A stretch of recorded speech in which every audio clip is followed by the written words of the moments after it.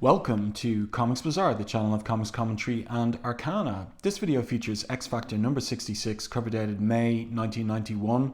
The cover is an iconic one, at least in my book, featuring the X Factor family. We've got Nathan Christopher there in the foreground as well, being held and protected by his father. And in the background, this big robotic face of a menacing, looming apocalypse. Great art on this cover. And very 90s, the kind of scroll background for the signature of Whilce Portacio and art Thibert.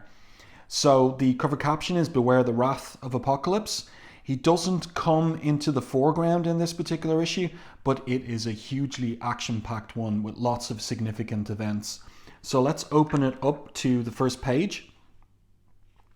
And we have the aftermath of Ship's a computer system being infected by a virus positioned in the system by Hard Drive, one of the Dark Riders in the previous issue, and now Ship is lashing out at the denizens of New York City. So he's attacking these homeless people here. He's not in control of himself, and one of them thinks he's dead, he's dead, he's dead.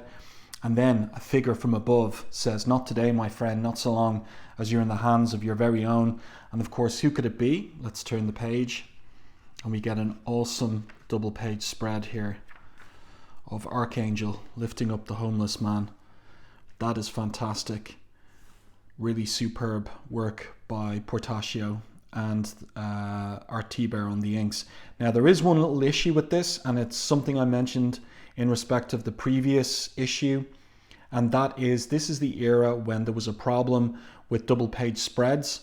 So the way that the double page spreads were printed, it was from a reduced copy of the drawn image, and so what you get is you get some some problems with the reproduction of very fine lines on these double page spreads. You can see it on the skyscraper buildings here. There is some loss of the fidelity of the line work. And as I said, that is a feature of 1990, 1991 in particular. So this would look amazing in the original art, but it looks pretty cool nonetheless. So the title of the story, or the chapter of this story, is Heroic Effort. And the creative credits are down here. Jim Lee and Whilce Portacio plotting. And they're plotting for the upcoming new title X-Men, Adjectiveless X-Men, and the new teams, Gold Team on Uncanny X-Men and Blue Team on Adjectiveless X-Men. And so X Factor is coming to an end as a team. They're going to get folded back in to the X-Men family. The script is by Claremont, and it's a really well done script by him. Great dialogue. In particular, he really captures the voices very well of the individual characters. Portacio on pencils, art Thibert on inks, Pat Brusso, letterer, and Glynis Oliver and Steve Buccellotto teaming up on the colours for this issue. So, Angel thinks to himself, "Good Lord, Ship, what's happened to you? Why are you doing this?" And I love the way that Portacio's drawn Ship kind of leaning forward and all of these robotic and mechanical tendrils smashing into Manhattan all around him, or it. Yeah, it's very, very cool. Oh, and another little feature of Portacio's style from the period, these really long, elongated, and yet muscled necks. Very much a feature of his style of the time. He doesn't do that so much anymore. And here, this is very cool as well. We get the impact of what's going on in Manhattan with the various super teams getting involved to defend the people of the city from Ship's attack. So we've got the Avengers there, Cersei and Captain America. That's a really cool version of Captain America that Portacio's drawn as he protects this civilian woman. And of course you get those classic features of Portacio's art from the period, the huge ties. Very distinctive of his art from this particular period, and it looks good in terms of what you expect of heroic anatomy in the period. Great rendering of the Thing and the Human Torch here in this particular panel, and Claremont really nails their voices as well. "What a revolting development," says Thing. "Tell you straight, Torch, this ain't going to do X Factor's rep any good whatsoever." And the Human Torch responds, "Truth and a half, Thing. But Ben, if X Factor's ship's gone nuts, What do you think it's done to them? Yeah, that's good. Good stuff. And I like this with She-Hulk too. Do you mind? Can the lawyer practice her profession just once without her case being terminally disrupted by the attack of the mile-high psychotic starship? And then more quietly, geez, with a title like that, you'd think this was one of my own adventures. What comes next? Return of the Terrible Toadmen. So Claremont having a little bit of a joke there about John Byrne's version of She-Hulk with her breaking the fourth wall. Not exactly doing that there, but, you know, like self-reflexive in terms of her awareness of herself being a character in a comic book. And then we pick up with X Factor. That was Torch's question. What about X Factor themselves? How are they getting on? So Jean has had a bad experience in the previous issue with Synapse, who attacked her telepathically, but he has kicked loose something in her skull, and it may mark the return of her telepathy. It's really well done there, the rendering of her anatomy by Portacio. Lots and lots of detail in these panels. Would love to see this in high quality black and white, to see all the line work, and really such an attention to detail. Look at all the little what would we call them, like sparks from the soldering iron that Beast is using here in order to cut into the attack vessel in order to find out whether there's any secrets in the craft itself. That was the vessel that crash landed into ship in the previous issue and disgorged the Dark Riders, who are running amok in ship at the moment. So Scott asks Jean, is she okay? Because she seems to be a little bit out of sorts, and she says here, hardest Synapse hit me, Scott. I gave him back a lot better. This is something different, a voice inside my head crying out in rage and terror, lashing out blindly in a desperate attempt to defend himself. Cyclops, it's Ship. He's sick, he's dying. So this is Hard Drive's doing, and it's all part of Apocalypse's master plan. So Hard Drive there says, and look at the demonic grin and glee on his face as well. And Portacio really excelling at these kind of cyborg looking characters as well, very much a strength of his. So Hard Drive says, sneaky little Psywitch, precious good your insights will do you, tee-hee, once Hard Drive shuts you down as permanently as I do your traitor Ship. So he uses his command of Ship to grab her, but with those mechanical tendrils. Of course, X Factor rescue her, but Jean is knocked unconscious. That's a great image there of the Beast ripping apart those mechanical tendrils. Iceman 2 going into action. So Jean is stunned, and Cyclops says he can't tell how badly. So Beast says, Cyclops, we can't stay here. It's an indefensible position. We need to regroup, find a means of countering this infection. I like this. You know, the Beast is the most intelligent member of X Factor, so it stands to reason that he would have a perspective on battlefield tactics, but Cyclops is the leader in the field, and he is the one who has the most strategic mind. So he says, so he makes the decisions and calls the shots for the whole team. But then something interesting happens here. He hears a voice. What was that? Who said that? Nathan Christopher. That's Ship's voice. But how can I be hearing it in my mind? Target, danger. So this must be, my opinion is that this is Jean's, the return of her psychic ability, and she has established, but unconsciously, a psi-link between Ship and X Factor. So Ship is able to communicate key information to X Factor despite being infected by Hard Drive's virus. So X Factor realized that Nathan Christopher is in danger. The nursery says, Cyclops, X Factor on the double, someone's after my son. Great little anchor image there. Another classic Portacio device from this era, the borderless panel, unafraid of using white space as a design feature of his layouts on the pages. You can see it here and here as well. This particular page, I'm wondering whether this might have been inked by Portacio himself. Some of the lines here, some of these thick lines in rendering the, what would we say, like the energy effect of Ascani's arrival here via time portal, and also the inking on these hunks of machinery in the foreground, very reminiscent of Portacio. And I think that Portacio might have done a little spot of inking himself on this particular issue, And this page is my guess, and I'll show you another page a little later where I think Portacio did the inks. Love this little panel here of the close-up on Nathan Christopher's face. The use of the screen tone as well for the shadow from Foxbat's, well, what is it? These kinds of spikes that are a part of his costume. So casting a shadow on Nathan Christopher's face. And Nathan Christopher is inside this particular cocoon. And so Foxbat says, using ship systems that you've seized control of to enclose the boy inside his very own carry cot. So this is hard drive's doing. So he's in this carry cot, and now Foxbat says nothing to disturb his slumber. Still thinks he's among his family. No need for me to worry about him using his telekinetic power to try to stop me carrying him away. So even though Nathan Christopher is a baby, he has incipient use of his telekinetic power in advance of puberty, which is pretty remarkable, and which means he's like a miracle child in terms of his mutant identity. And hence there comes from the far future Ascani. Well, I don't know that we learn her name in this particular issue, but that's who she is in subsequent issues. And this is what she says: nothing, perhaps from the Lord Nathan villain, but everything to fear from his chosen and sworn protector. So that's a great little plot twist from Lee and Portacio. Foxbat taken unawares there, and then she knocks him straight out. And she says, and this would have been mysterious at the time for readers who were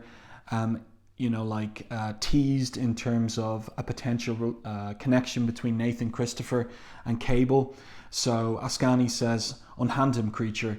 Apocalypse will never claim him, not as a child nor as a grown man. And that's what's interesting, and that was what was interesting at the time. For now and always, the chosen will live free. So as I said, Nathan Christopher is a very important child. His first appearance, of course, Uncanny X-Men 201. So Ascani continues there. Great panel again, another borderless panel. Love this top-down Dutch angle on Ascani with Foxbat knocked out there in the background. And she continues and says, the better to lead his people to theirs, their freedom, that is. Praise the light, I arrived in time. Our rec scans of this time are dangerously scattered. We knew you were at hazard, but not the precise nature until I psych-waved in.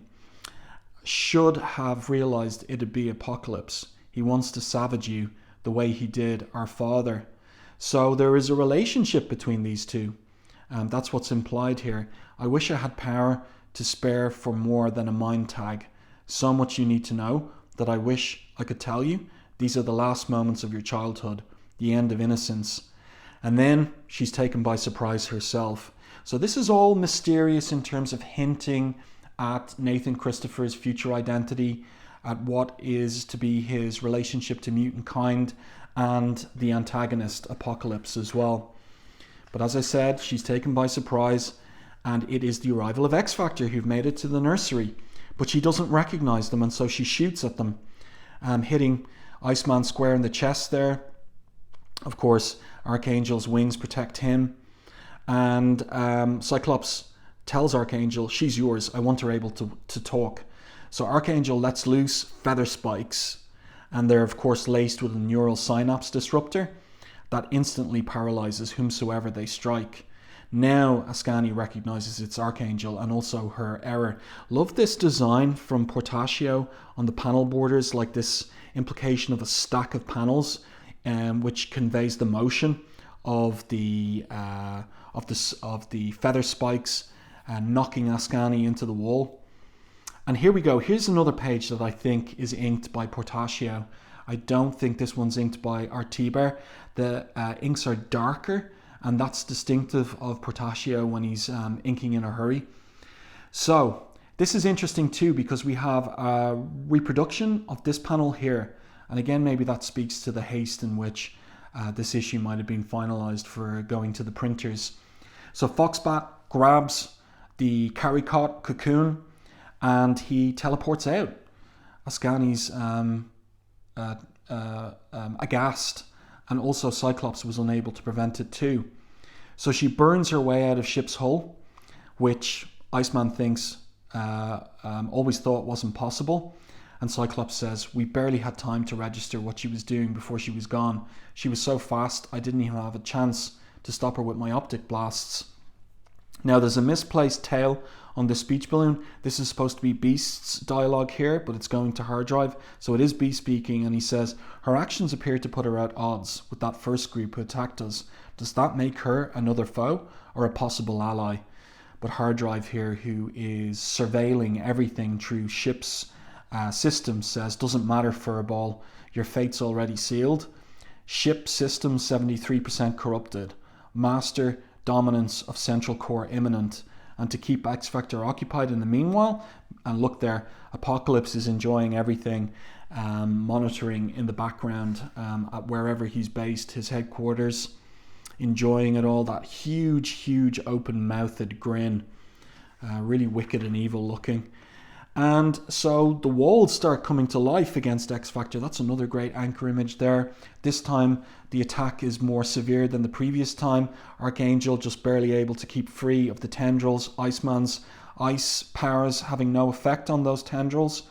So what happens here is that Beast tells Cyclops, this treats the symptoms, Cyclops, not the disease. Like any infection, if this gets a mortal hold on its victim, it could mean death, or in Ship's case, worse rather. And Cyclops says, keep talking, Hank, I'm listening. And then we go outside and we have Detective Charlotte Jones, who is Warren Worthington's girlfriend in this period. I love the detail on her uniform and also just the detail of her holstered sidearm there as well. Portacio paying a lot of attention to the details, and also of course coming off Punisher, he'd have a lot of experience drawing firearms of various kinds. So they enter into the entrance of Ship, and Ship, it was impossible for humans to enter, but Charlotte Jones somehow is able to go through the portal, and her colleagues are all left behind. They can't enter. So she's there thinking, oh boy, she's on her own inside Ship. And then she takes the elevator, and she has a special walkie-talkie that was given her by Archangel, and so she tries to raise X Factor on the walkie-talkie. So here we've got Beast, and he's carrying Jean, and what are they doing now? They're making their way to the hard drive link to Ship. So the hardwired link to Ship. That's where they're off to at the moment. And in the meantime, Beast gets the transmission on the private band from Charlotte Jones and recognizes it's Officer Jones. She says here, this is pretty good in Claremont's dialogue, Sergeant now, thanks very much. Didn't Warren tell you my promotion finally came true? And Warren here says, what are you doing here, Charlotte? So she says, my job. Haven't you seen the mess your ship's making? Archangel replies, he's sick. And she says, has my sympathy. Be that as it may, his fevered delirium's trashing the city. That's got to stop. And then she's grabbed from behind. Now, who's it going to be? One of the Dark Riders, I suppose. And we'll see who exactly it is in a couple of pages' time. And then we're here. Beast is connected to the hard link to Ship. And this is some interesting dialogue that Claremont gives him. Ship's like Gulliver, trashing about on Lilliput. Sheer size alone gives even the most casual of moves devastating consequences. Worst of all, if the ultimate intent of the virus is to subvert Ship's command nexus, heaven knows what could happen then. He'll end up under someone's external control. And Ship then speaks to him. I shall not permit that, Beast. So Beast says, bingo, I gambled. The hardwire link would do the trick. So now Beast is able to ask Ship the status. And Ship responds, as Jean intuited before she was struck down, my prognosis is terminal. Only our newly installed fiber optic network, that was mentioned in the previous issue, remains inviolate, Beast. And in all fairness, I cannot guarantee its long-term integrity. I have, however, identified the source of my affliction. And Cyclops fills in the blank. Given the malicious form and strategy of the attack ship, the intimate familiarity with your systems, there's only one possible answer: Apocalypse. That's a great image of Cyclops there, blasting away with his optic blasts at the tendrils. Those tendrils are still attacking X Factor. My conclusion also, says Ship, which leaves but one response.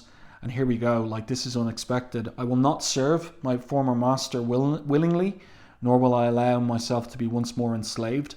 I still retain sufficient capacity to launch myself into space, where I will engage my self-destruct mechanism and blow myself to bits.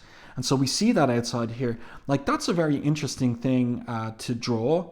So ship, the tendrils are breaking here, and ship is taking off from Manhattan up into up into space. And I like the sound effects here as well. Chung, ka-chung, ka-chung. A ship disengages from its moorings to Manhattan.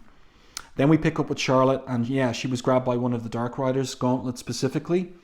So there's some discussion between Gauntlet and Tusk there about whether to hand her over to Apocalypse or not, but Archangel comes to the rescue. And we get, this is pretty funny as well from Claremont, nice character work here, where Archangel and the Dark Riders engage in some kind of tough guy talk. So Synapse here says, Master's orders, they're targets for another time. He's sounded recall. And Gauntlet says, you're lucky night, flyboy. And Archangel says, anytime, Gauntlet, we'll be waiting and ready. And Charlotte, I like this from Claremont, she says, what is this to you? Some kind of stupid game? You're talking about killing each other. And Archangel's response is, on occasion, Charlotte, that's what it comes to. Better get back to the others. Let him know the opposition skipped. That's a nice panel as well. So I like the top-down angle, another borderless panel, and also the rendering of the shadows there from, I'd say this is a Steve Buccellato colored page. Yeah, great work. No skimping at all whatsoever on the details in the artwork in this particular issue. So Archangel flies Charlotte to the rest of X Factor. They're still battling those tendrils that are attacking them because of Hardwire's virus. And here we get a big speech from Cyclops trying to argue Ship into fighting harder and not giving up and not committing suicide, with of course X Factor aboard. So Cyclops says, big speech here, he says, you talk about your hatred of Apocalypse, your absolute refusal to be enslaved by him again, yet you're perfectly prepared to cede him as great a victory by allowing your own destruction. In one stroke, you rid him of the only beings who've ever beaten him, yourself and us. Moreover, he's got my son to use however he pleases. Can you let him do that? Life and freedom mean nothing if you aren't prepared to fight for them. Give up, Ship, and you prove to Apocalypse you're as much his slave now as you ever were. Is that what you want? Great, great, great dialogue from Claremont. He's so good at writing those big speeches for the characters, in particular Cyclops, who was his favorite X-Man for such a long time. And in this particular story arc, he gets to redeem Cyclops in terms of that editorially mandated decision by Jim Shooter to reunite the original X-Men and have Cyclops break up in effect from Madeline Pryor. Claremont getting to redeem Cyclops' character in the course of this particular 4-part storyline. Another great page here, another great couple of anchor images, and really a masterful rendering of threat and motion from these tendrils by Portacio. Really, really great on conveying action and dynamism in the art itself, but also in the layouts and the panel borders as well. Those jagged panel borders, a speciality of Portacio's, they work really well. So Ship's response to Cyclops' big speech is, I'm unable to maintain the integral security of this compartment, nor can I countermand my previous directive. The self-destruct order remains in effect. So the speech was not good enough to change the situation, primarily because Ship himself can't change the countdown to self-destruction. So Cyclops here, never going to give up. He says, Beast, plug yourself in. Find us a way out of all of this, if possible, Ship included. And Beast says, don't ask for much, do you, Fearless? And Cyclops says, and it's a great dialogue from Claremont, pull this off, genius. I may even forget about asking you to quit calling me that. And Beast's response is, with such incentive, mon brave, how can I refuse or fail? Great, great stuff. So Beast plugs himself in. More great techno talk from Claremont here and from the script. Access please ship to all core memory and systems Nexi. Strike that, routing, no use to us, hold it, reference that file again, try a sidereal shunt, okay, looking good, cooking with gas, not that, try this, try this, try this. Oh Jeannie, wish you were conscious and still a telepath, my skull's pounding fit to burst. Really rendering all of that so well, like the countdown, the degree to which the whole team is under pressure, the cutting back and forth between Beast, trying to find them a way out of the ship that's about to destruct, maybe even to try and save ship 2, and then the team itself still under fire, still under attack from those tendrils from Hardwire's virus. Look at it closing in on Cyclops. He's holding Jean there. Her little TK flash is still going as well, even though she's stunned, so she's fighting too. It's really, really cool, really well done. Charlotte Jones there with that massive gun. It is 1991, so everybody's got a massive gun. And it's so well done. Just look at the detail there with the on Archangel's, what are they called again? The flechettes flying out of his wings as well. You can see them there too. So good. Such a great page. So Cyclops says to Beast, we're out of time. And Beast says, don't you think I know that? Systems initialized ship. Enable and execute now. So did Beast make it? Is he in time? Has he found a solution in time? Let's turn the page. Wow, look at that. So the whole thing explodes. And get this, it's in space, so no sound. But you don't need a sound effect because the visuals convey very clearly the degree of destruction. But if you are watching this in high definition and you have an eagle eye, what is this little craft here? See that there? Interesting. And we'll see what that's all about in the next issue. And then down in Manhattan, we've got Ascani. Great anchor image of her leaning up against the wrecked wall there, the wrecked brick wall, looking at the explosion in space. And she says, Scaneye establishes, this is her Scaneye here, establishes the vessel as 150,000 kilometers distant. And it's 250,000 kilometers from Earth to the moon. So that gives you a sense of how far up in space it is. And she says detonation force in the gigaton range, creating a blast core better than 200 kilometers in diameter, hotter than the heart of the sun. Destruction is absolute. There was no mention of this event in the rec scans. So now she wonders, merciful bright lady, has my intervention in this node, so time node, somehow caused the death of the family? I have no way of knowing, and only one means of atonement. The chosen remains in the clutches of Apocalypse.